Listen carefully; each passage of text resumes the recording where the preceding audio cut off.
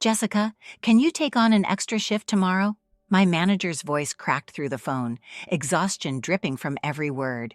I glanced at the clock, 9:37 p.m. My feet throbbed from a 10-hour shift at the factory, and the thought of another day like today was enough to make my stomach turn. But I couldn't say no. Of course, Mr. Randall, I replied, trying to inject energy into my voice. I'll be there. Hanging up the phone, I let out a deep sigh and slumped into the tattered armchair in the corner of our tiny apartment. The familiar creak of its springs was oddly comforting, a small constant in a life full of uncertainties. From the other room, I could hear the rhythmic sound of my mom's sewing machine, punctuated by soft hums of an old hymn. My younger siblings, Emma, Tyler, and Olivia, were scattered around the room, doing their homework under the dim light of a single bulb.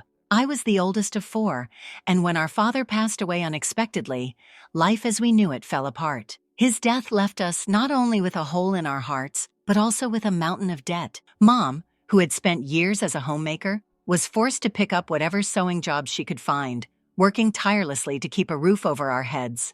At 15, I dropped out of high school to help. The dream of becoming a doctor, a vision my dad had once nurtured in me, slipped away quietly, replaced by a desperate need to survive. I met Mike when I was 18. He was the supervisor at the factory where I worked, a tall man with an easy smile and a commanding presence. He had a way of making you feel seen, which was a rare and intoxicating feeling for someone like me, overlooked, overworked, and just plain tired. It started with small conversations during our breaks.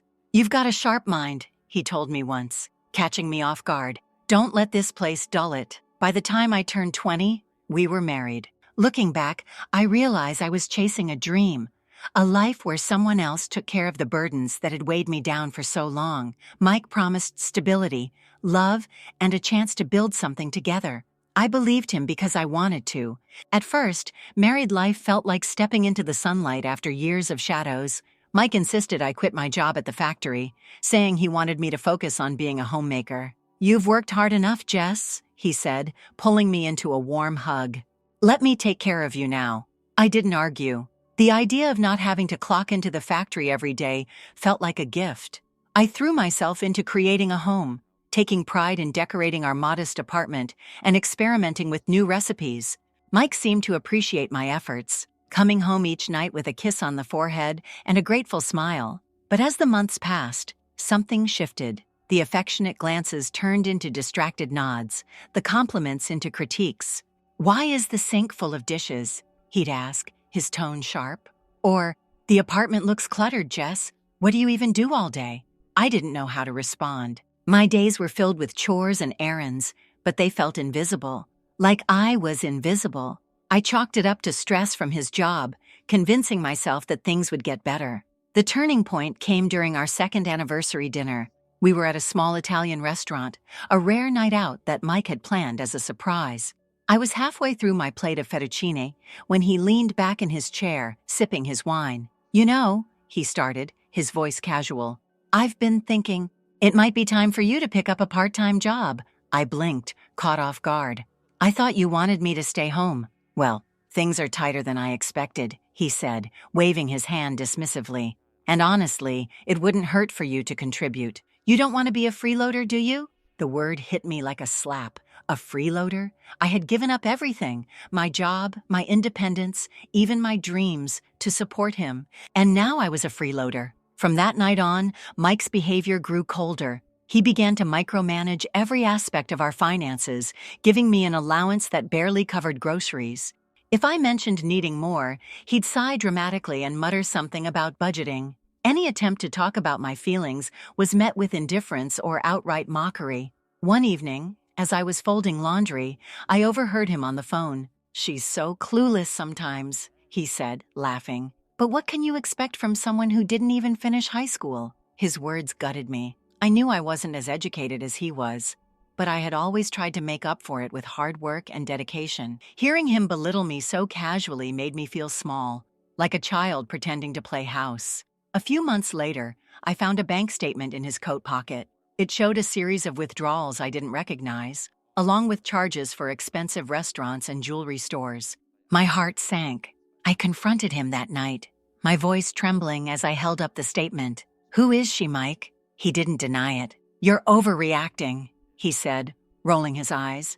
"It's just a little fun. Maybe if you weren't so boring, I wouldn't need an escape." His words cut deep, but they also sparked something inside me.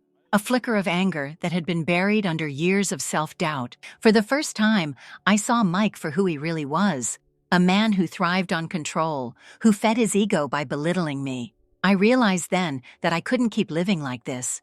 As I lay awake that night, staring at the ceiling, I made a decision. I would leave. It wouldn't be easy. Mike had ensured that I was financially dependent on him, but I was determined to find a way. I didn't know what the future held, but I knew one thing for certain. I deserved better. With that thought, the flicker of anger grew into a flame, illuminating a path I hadn't dared to consider before. For the first time in years, I felt a glimmer of hope. Leaving Mike wasn't just a decision, it was a declaration. For the first time in years, I had chosen myself over someone else's expectations. But as the dust settled and I began to rebuild, I quickly learned that walking away from one toxic relationship didn't shield me from others.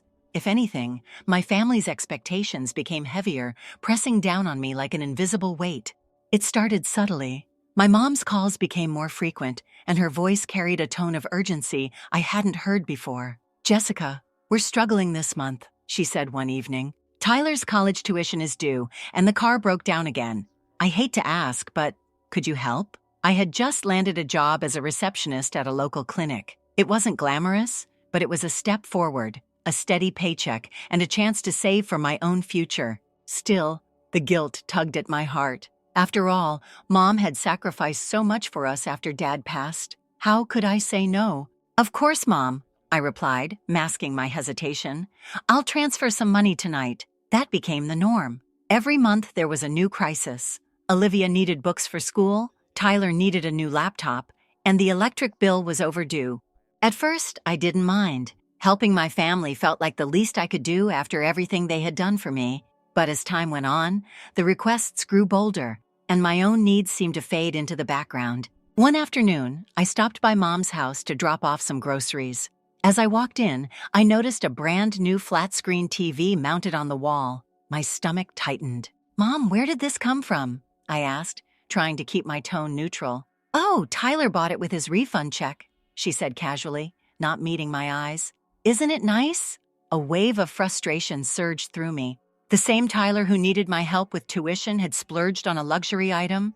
It wasn't the first time I'd noticed things like this. New clothes, fancy gadgets, but I had always brushed it off. This time, I couldn't. "Mom, I've been helping with his tuition. Why didn't he use that money for school?" She sighed, her expression shifting to one of annoyance. "Jessica, don't start. He's just a kid trying to enjoy life. Besides, you're doing fine now, aren't you?"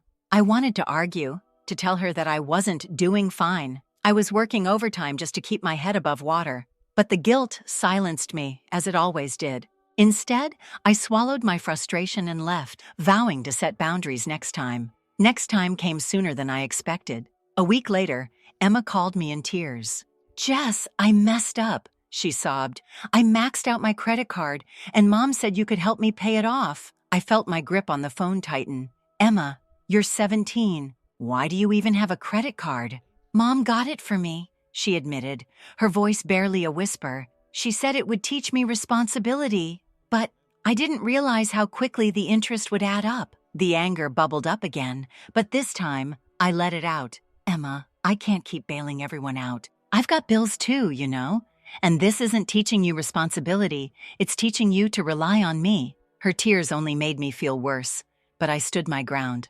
"I'll help this one time," I said, "but after this, you need to figure it out on your own." The final straw came when I received a call from Tyler. "Jess, I'm getting married," he announced, his excitement palpable. "We're planning the wedding for next summer. It's going to be incredible." "That's great, Ty," I said, genuinely happy for him. "Have you figured out a budget?" "Well, about that," he said, his tone shifting. "We're a little short, and Mom said you might be able to help." I felt like I'd been punched in the gut. "Tyler, weddings are expensive. I can't afford to pay for yours." "Come on, Jess," he pressed. "You're the big sister. It's what family does. Besides, You've got a steady job now. My chest tightened as the guilt and anger clashed within me. Tyler, I love you, but I can't keep sacrificing my own stability for everyone else.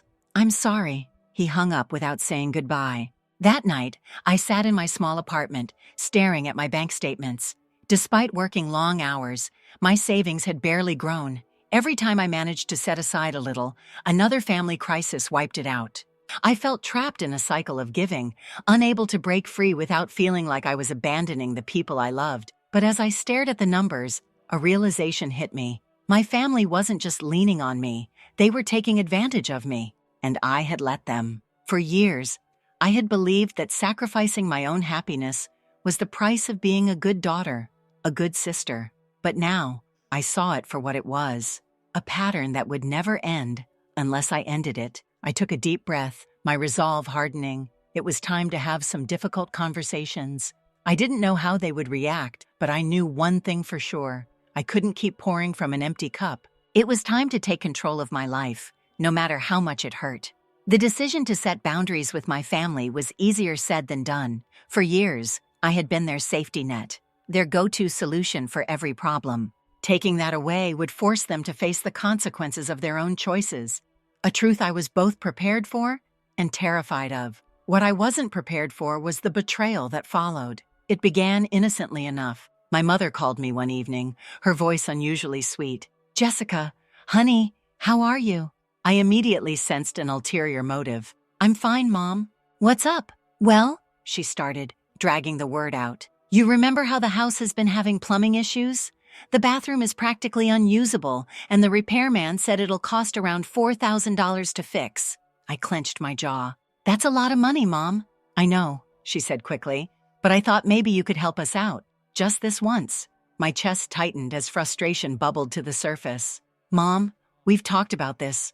I'm trying to save for my own future. I can't keep draining my savings every time there's a problem." Her tone shifted, becoming sharper. "Jessica, it's not like I'm asking for a luxury.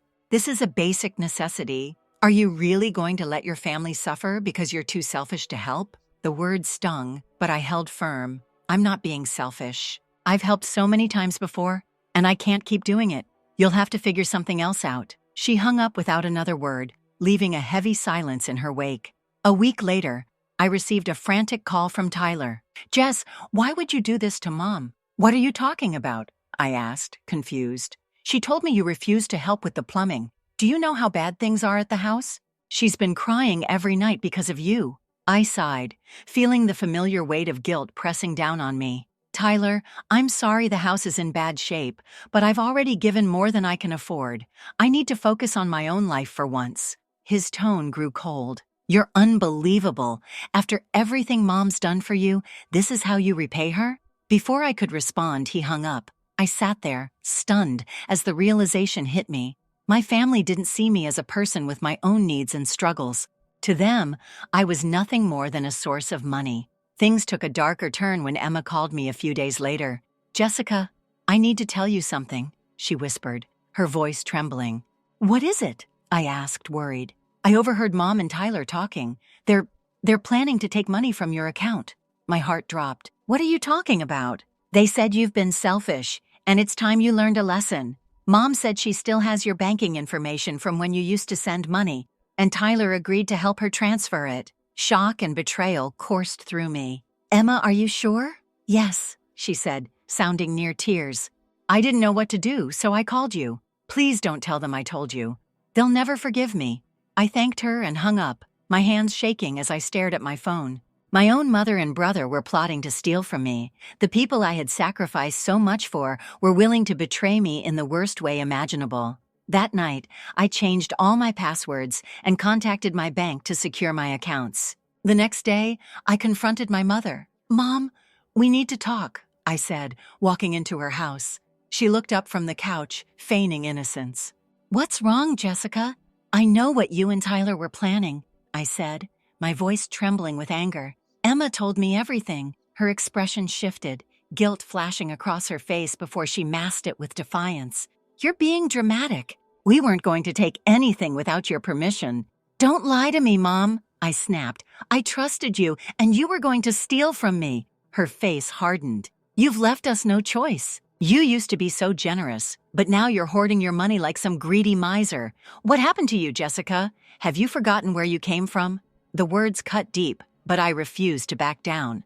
What happened to me is that I finally realized my worth. I've been carrying this family for years, and instead of being grateful, you've taken advantage of me. That ends now. Her eyes narrowed, and she crossed her arms. Fine. If you want to abandon your family, go ahead. But don't come crying to us when you realize how alone you are. Leaving the house felt like shedding a heavy weight, but the betrayal lingered in my mind, gnawing at me. Over the next few weeks, I distanced myself from my family, ignoring their calls and texts.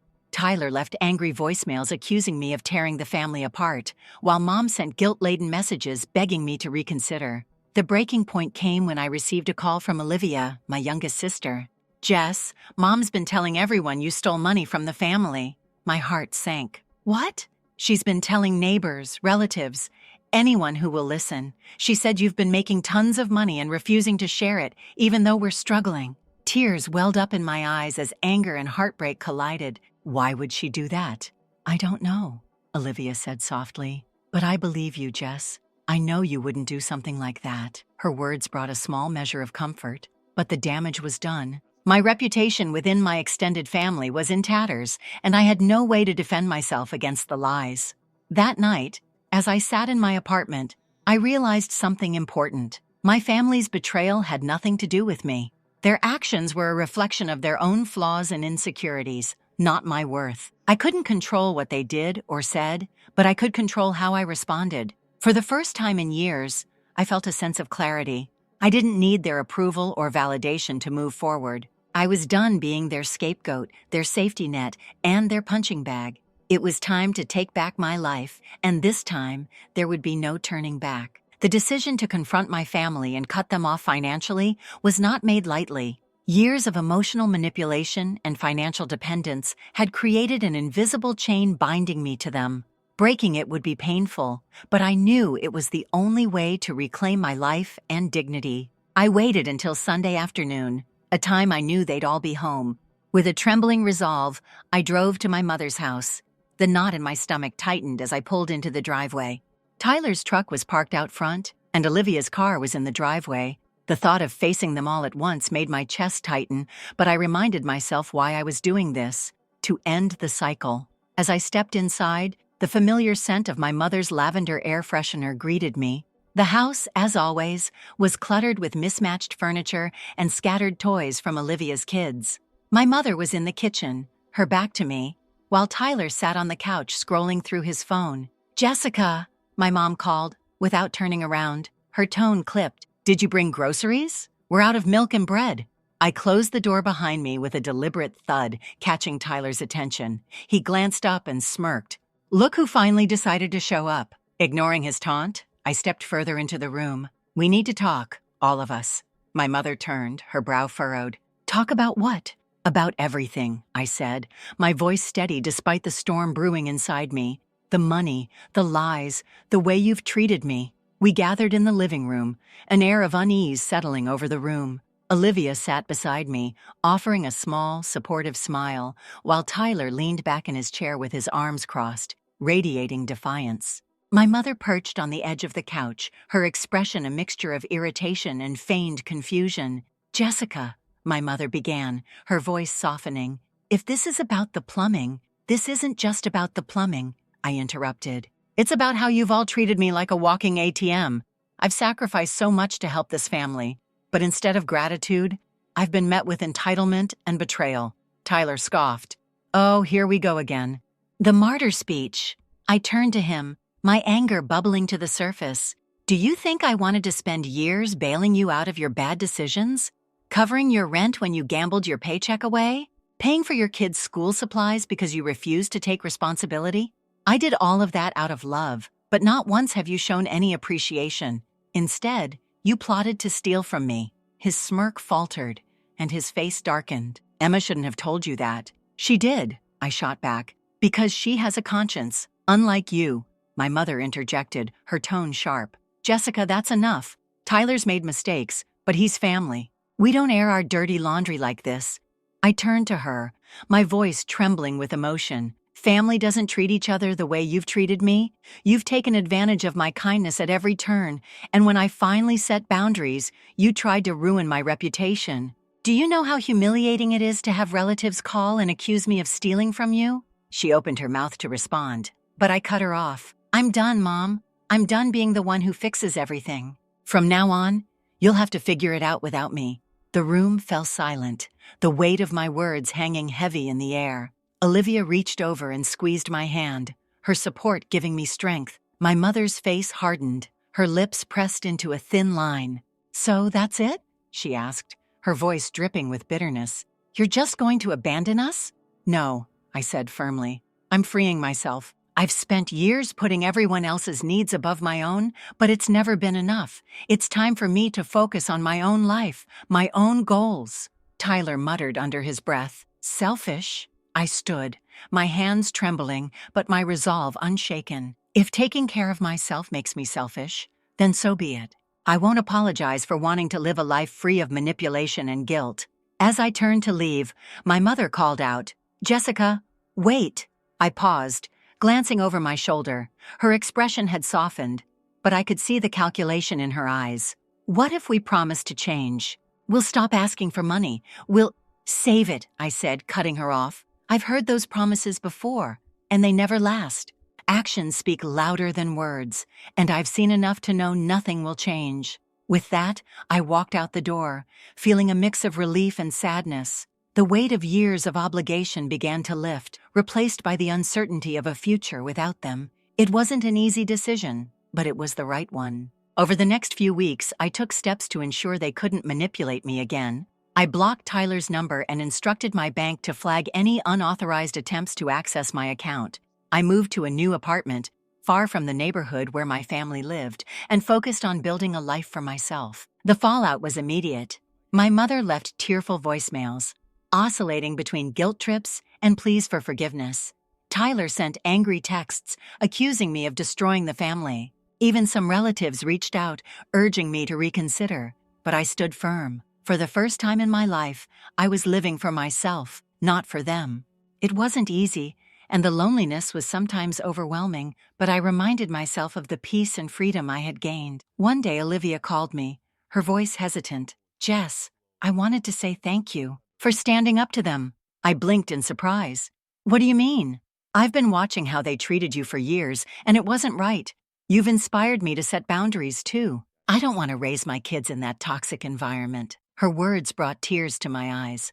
"I'm proud of you, Liv. You deserve better." "So do you," she replied. Cutting off my family wasn't the end of the story, but it was the beginning of a new chapter, one where I was finally free to write my own narrative. For the first time in years, I felt like I could breathe, unburdened by the weight of their expectations. And for that, I had no regrets.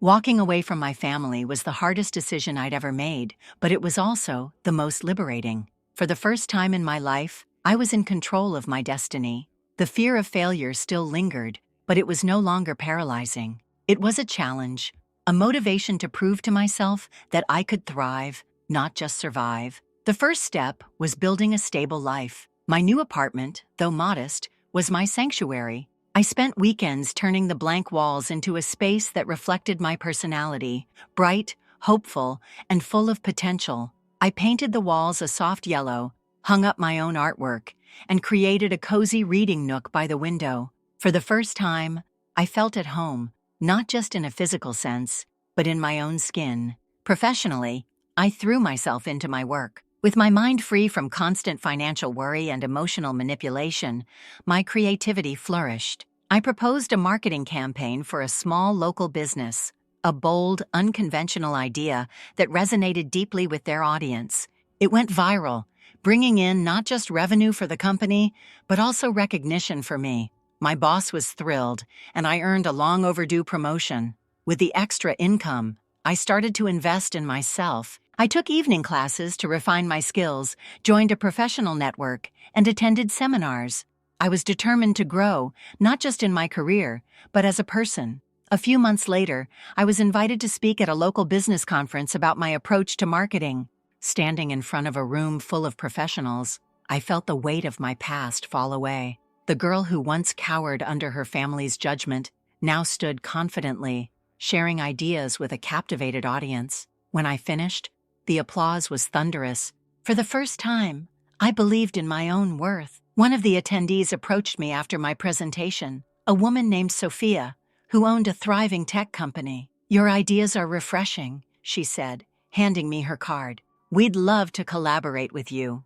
That single interaction led to a partnership that catapulted my career to new heights. Sophia's company was innovative and ambitious, and working with her reignited my passion for creativity. We spent hours brainstorming campaigns, and every project we launched seemed to be more successful than the last. As my professional life soared, so did my personal growth. I joined a local book club and reconnected with an old friend, Kara, who had always been a source of encouragement. Together, we explored the city, from art galleries to hidden cafes, creating new memories that filled the void left by my family's absence. I also began volunteering at a shelter for women escaping abusive or toxic environments. Sharing my story with them was cathartic, and hearing theirs reminded me how far I had come. Together, we built a support system where we celebrated each other's victories, no matter how small. It was in those moments that I realized I had found a new kind of family, one based on mutual respect and care. Meanwhile, my estranged family's attempts to pull me back into their orbit continued, but I held firm. My mother left voicemail after voicemail, ranging from tearful apologies to scathing accusations. Tyler tried to guilt-trip me, claiming I had abandoned my responsibilities. Even distant relatives chimed in, urging me to forgive and forget, but I didn't waver. Their words no longer held the power to wound me. I had rebuilt my life from the ground up, and I wasn't about to let anyone tear it down again. One evening, as I sat in my living room reviewing a marketing proposal, my phone buzzed. It was Olivia. I hesitated before answering, unsure of what to expect. "Jess," she began, her voice tentative. "I just wanted to thank you." "For what?" I asked, genuinely curious. "For showing me it's okay to stand up for myself," she said. "I finally had the courage to leave Tyler. I realized I deserve better, and so do my kids." Her words brought tears to my eyes. "I'm proud of you, Liv. You're stronger than you know." "So are you," she replied. "You've always been my role model." The call with Olivia was a turning point, not just for her, but for me. It was proof that my decision to walk away had rippled outward, inspiring others to take control of their lives. I wasn't just surviving, I was making a difference. By the end of the year, I had achieved more than I'd ever thought possible. I bought a small home with a sunny garden where I could plant flowers and vegetables. I published an article in a major industry journal, solidifying my reputation as a marketing expert. And I treated myself to a solo trip to Italy, a dream I'd had since I was a child. Standing in front of the Colosseum, bathed in the golden light of the setting sun, I felt an overwhelming sense of peace. I had come so far, and the future was mine to shape. Back home, life continued to blossom. Sophia's company offered me a permanent position as their chief marketing officer, a role I accepted with gratitude and excitement. Kara and I co-founded a small community initiative to mentor young women starting their careers, giving them the guidance and support I had lacked in my early years. Every day was a reminder of how far I'd come. My life was no longer dictated by the whims of others. It was a canvas, and I was the artist. I had reclaimed my power, and with it, my happiness. One evening, as I stood on my balcony sipping tea, I reflected on the journey that had brought me here. The pain, the betrayal, and the struggle had all been stepping stones to something greater. I wasn't just thriving, I was finally free. I set down my cup and looked out at the city lights, a smile tugging at my lips. My story wasn't one of loss, but of triumph. And as the stars began to twinkle in the night sky, I made a silent promise to myself. I would never again let anyone dim my light.